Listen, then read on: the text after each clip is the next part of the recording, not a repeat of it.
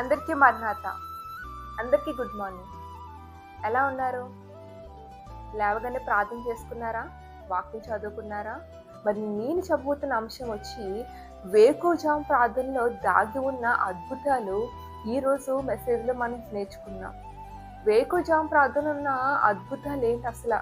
Bible గ్రంథంలో ఉన్న భక్తులు వేకువజామునే లేచి ఏ విధంగా ప్రార్థన చేశారు అనేది మనం చూస్తే యోబు గ్రంథము 1వ అధ్యాయం 5వ వచనంలో యోబు గారు తన కుటుంబం కొరకు, తన బిడ్డల కొరకు, తన బిడ్డల పాపం చేశారేమో, వారు మనస్సుల్లో దేవుని దూషిస్తున్నారేమో అని తన కుటుంబం కొరకు, తన బిడ్డల కొరకు వేకువజామున లేచి బలులు అర్పించేవారండి.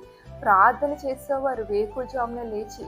మీరు యోబు గ్రంథము 1వ అధ్యాయము 5వ వచనంలో మీరు చూసినట్లయితే అరుణోదయమున లేచి వారిలో ఒక్కొక్క నిమిత్తమై దహన బలిని నర్పించుచు వచ్చేను. యోబు నిత్యము అలాగున చేయుచుండెను. ఆమేన్.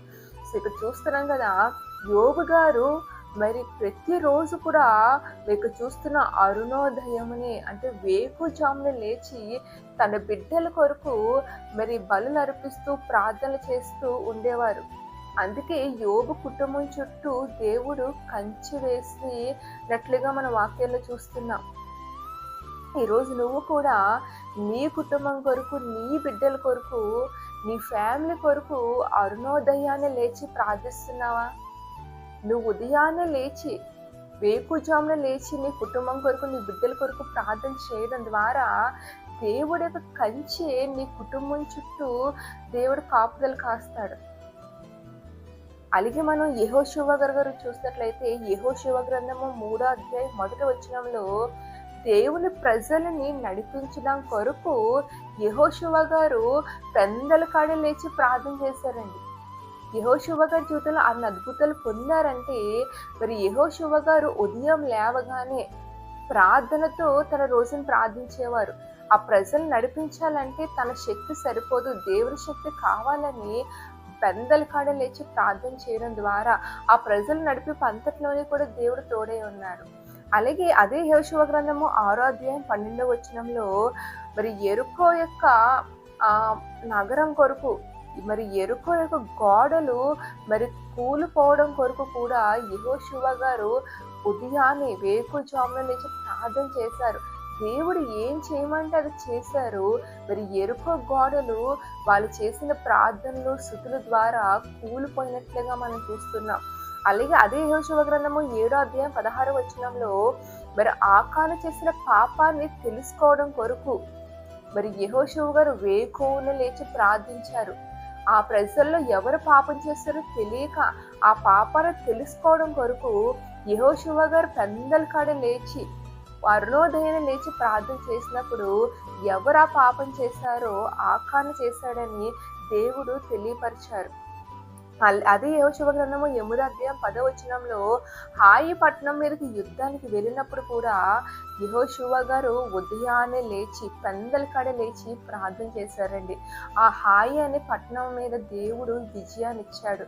ఇవన్నీ చూసినట్లయితే మరి ఇక్కడ యెహోషువ గారు ప్రతి విషయంలో, యెరికో గోడలు కూలిపోయే విషయంలో, ఆ ప్రజలు నడిపించే విషయంలో, పాపం చేసిన ఆకాన్ని పట్టుకునే విషయంలో, హాయి పట్టణం మీద విజయం సాధించే విషయంలో, సో ఈ అన్ని విషయంలో కూడా దేవుడు తోడై ఉన్నాడు. అంటే యెహోషువ గారు కూడా పెందల కాడే లేచి వేకువజామునే లేచి ప్రార్థన చేసేవారండి.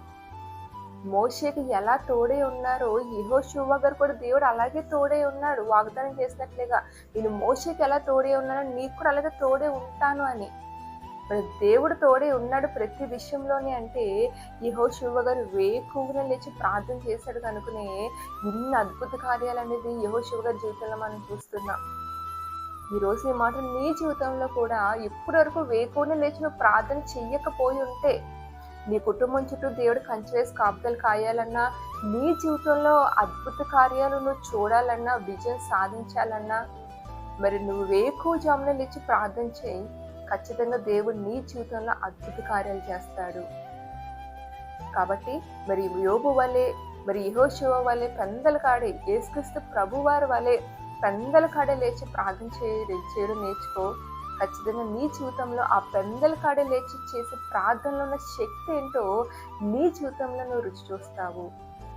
కాబట్టి అట్టి విధంగా దేవుడు నిన్ను దీవించును గాక. ఆమేన్. మరణాత. ఈ వాక్యం ద్వారా దేవుడిని బలపరిచినట్లయితే కింద ఆమేన్ అని కామెంట్ చేయండి.